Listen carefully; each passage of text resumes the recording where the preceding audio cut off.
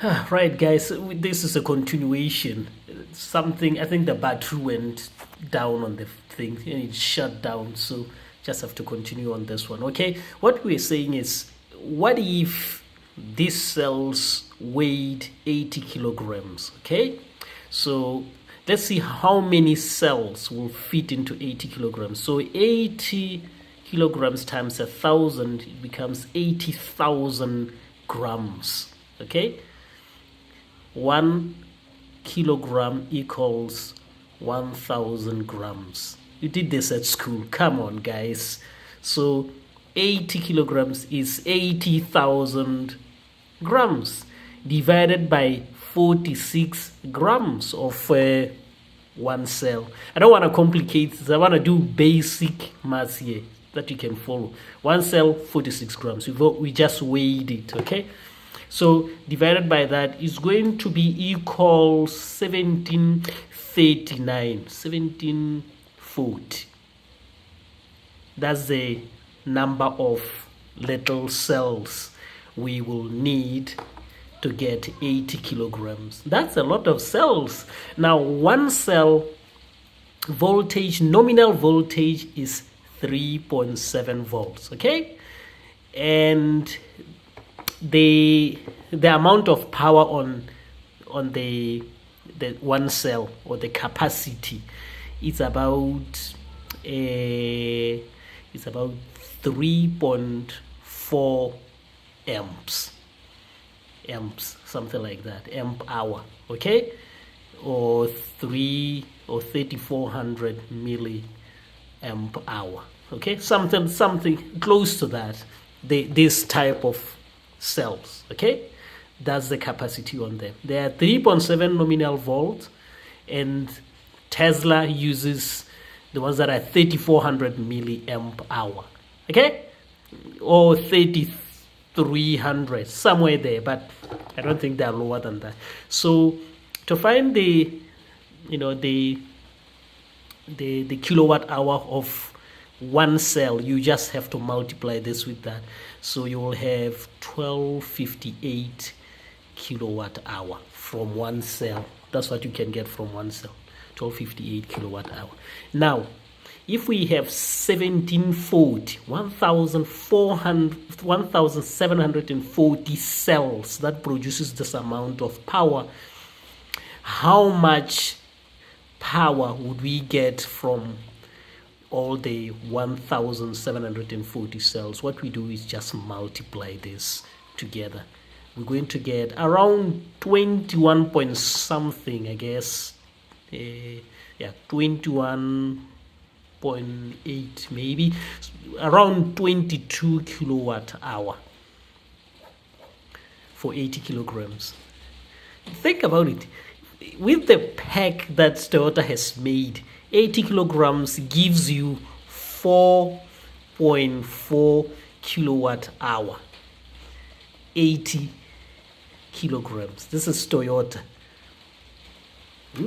Now with Tesla, 80 kilograms, boy, it gives you 22 kilowatt hour. Tesla. So which one is better? That or this? I think this will be better. Okay? I think this will be. It may be costly to do, but I think it will be better. Now, with 4.4 kilowatt hour that you get from the Toyota, you get about 12 miles. Okay? So we're going to now see how many miles roughly you can get from 22 kilowatt hour. Right. We're going to see how much we can get from 22 kilowatt hour. Okay. Nissan Leaf has a bigger motor. Okay. Electric motor is more powerful than the Prius electric motor. Okay. And on a 24 kilowatt hour of its pack, it does about 100 miles. Roughly 100 miles.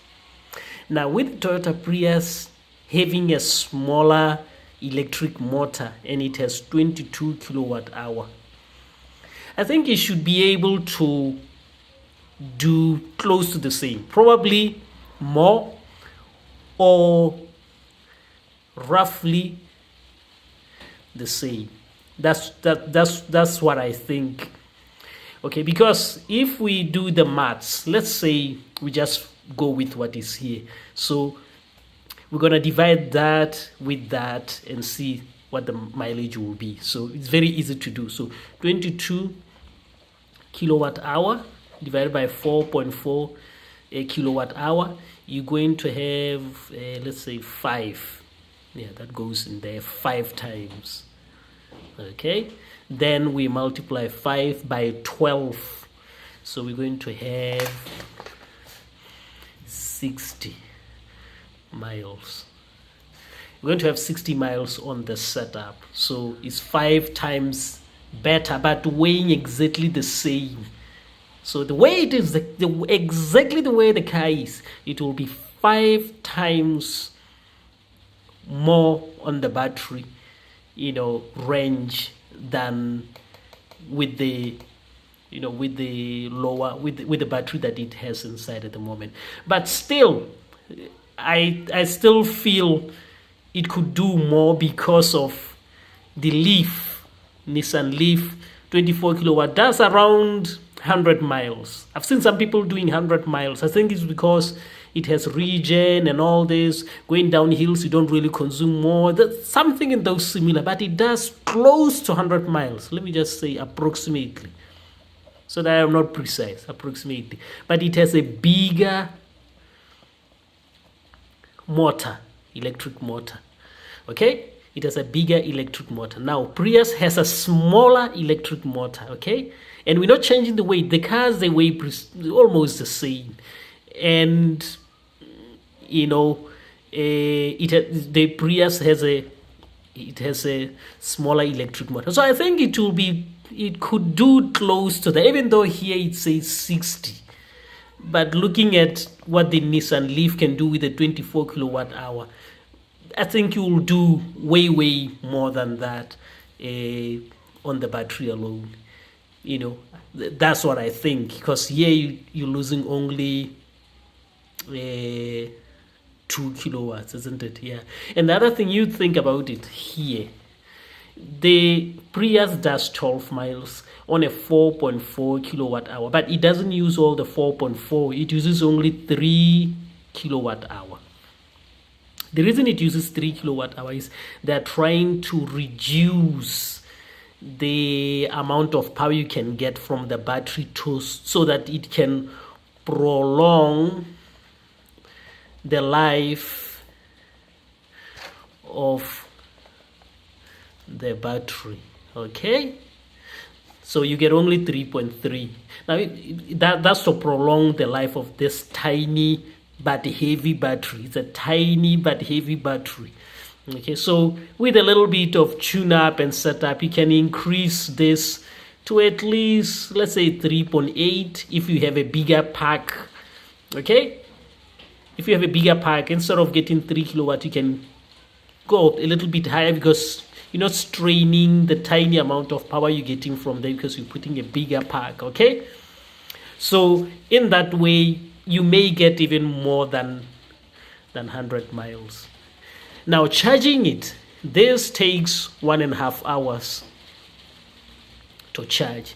Now, because it is 5 times, this one is 5 times the capacity of that, I think it may take, you multiply that by 5, it may take, let's say, the back of my head, what is it? 3, 4.5, 6, let's say 7 hours to charge. It's not bad, because every time I get home, I plug the car. Within 1.5 hours, it's fully charged. And the other thing, when I get home, the battery is not really dead, so it takes less than an hour sometimes to charge. So with this pack, 7 hours is excellent. So this is why I'm doing all the stuff, to try to see what I can do. It's just a project.